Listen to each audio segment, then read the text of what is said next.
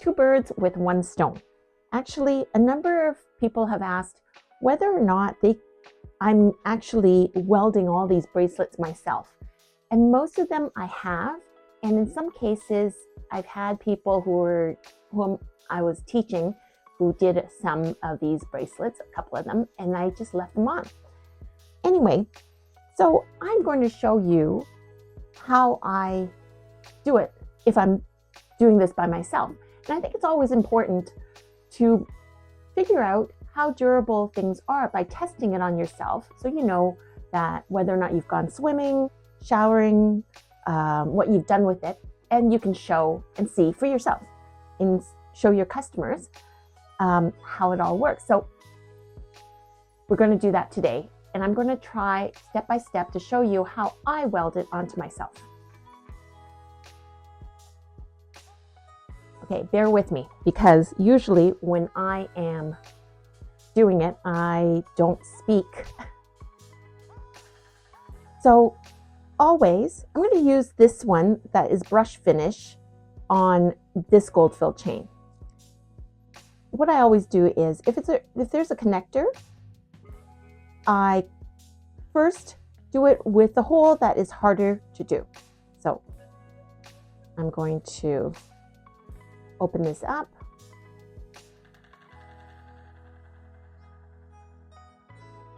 Put this through like this.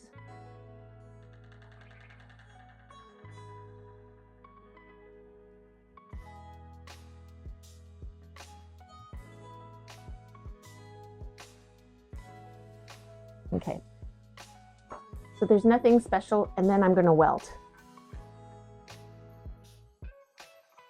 By the way, normally when I'm welding on someone else, I use grounded pliers.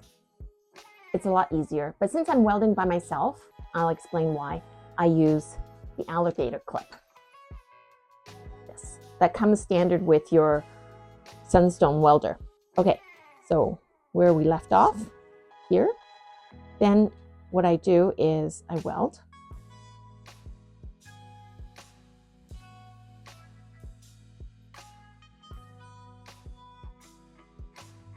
I am strongly right-handed. That means my left hand is pretty useless. Some people are ambidextrous a bit, but I'm not.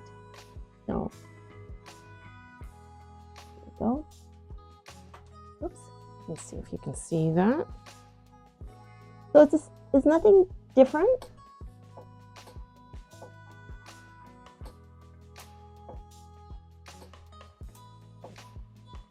I'm moving without the stand here. Give me a second. I'm going to try 7 watts.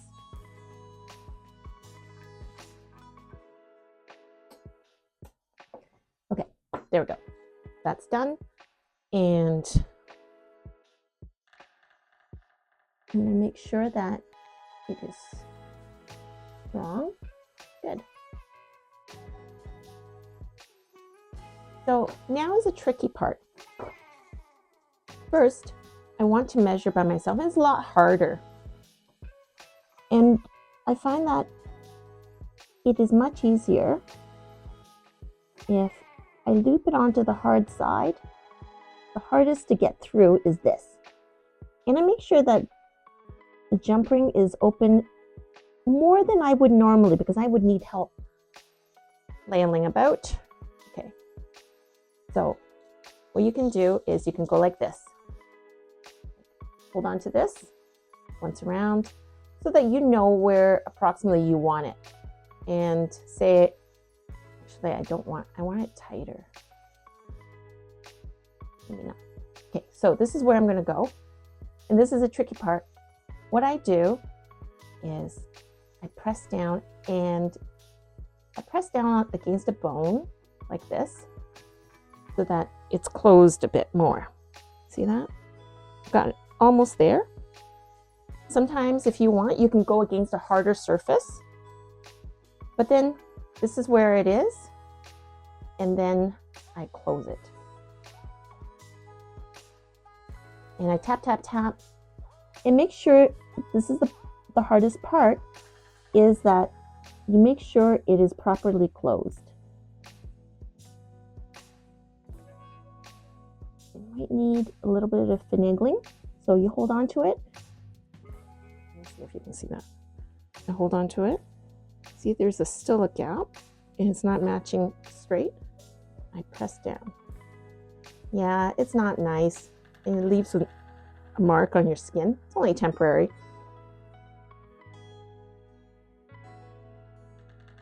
And I do that until I see that, I go back and forth until I see that it's good.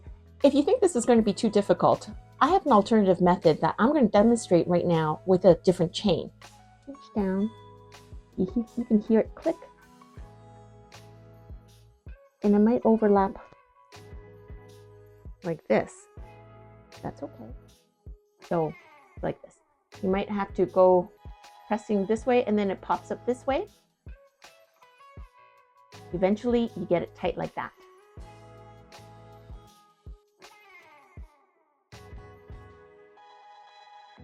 There. Let's see if you can see that. So I was able to close that tightly by myself. Okay, you see, there's some of these marks. You can use a sheet of metal or leather or something so that it's not doing that. Anything that's hard is best. Okay. Then, because then you can just put your hand down and push against the metal. And the most frustrating part for most people is that your gap is so large and by accident it slips out again and you have to open it. So that gets frustrating. What I try to do is I try to keep my gap, the seam, away from the rest of where the chain is. So it's hard, it's a bit tricky. And also here, this chain is getting too long and keeps moving. So I'm going to cut it. Okay, like this.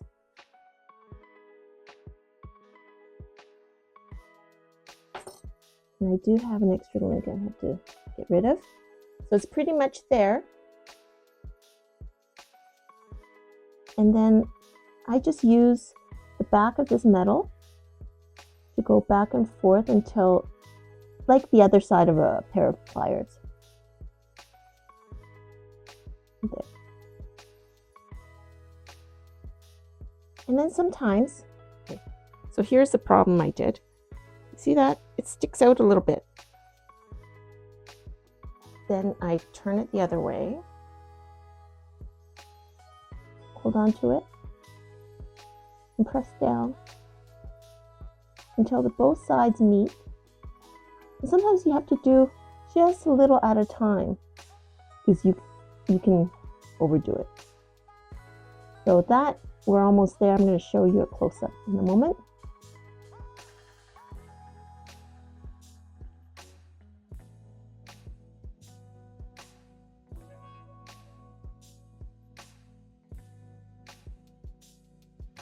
And sometimes if you need, just rock it back and forth. There really is no pretty way of doing it when you are only one-handed. So,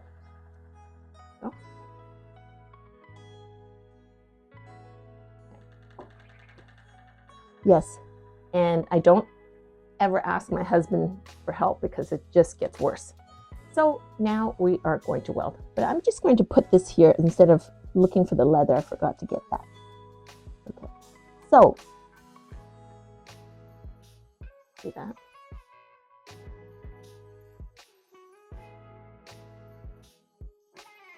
Okay, so I'm just going to now weld. And how I do that is you can either clip it on like this, so that on the side, so the seam pops up for you to see. and I'm ready.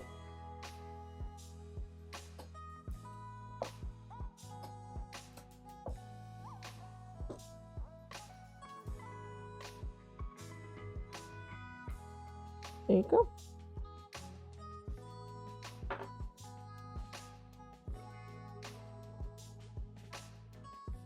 Now I can't test with pliers to see if I can pull it out, but you can pull on this, and that is how we do it.